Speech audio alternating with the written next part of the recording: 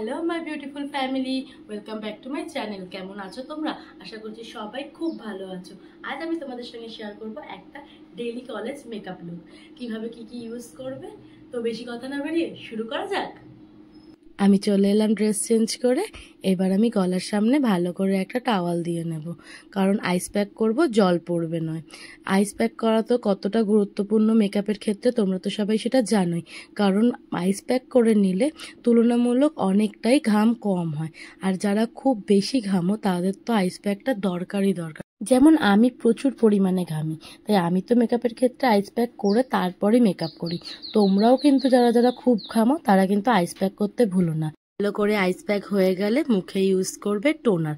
টোনারটা use করার পর কিছুক্ষণ ফ্যানের তার সামনে ছেড়ে দেবে স্কিনটাকে, যাতে টোনারটা ভালো করে অ্যাবজর্ব হয়ে যায়। দেখো আমার হয়ে গেছে।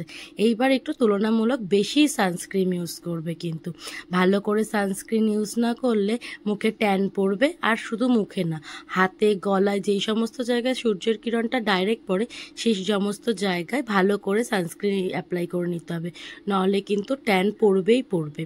তারপর তোমরা ইউজ করতে পারো ময়শ্চারাইজার। যেহেতু সকালবেলা আর গরমকাল প্রচুর পরিমাণে ঘাম হয়, ময়শ্চারাইজার ইউজ করলেও কিন্তু প্রচুর ঘাম হবে।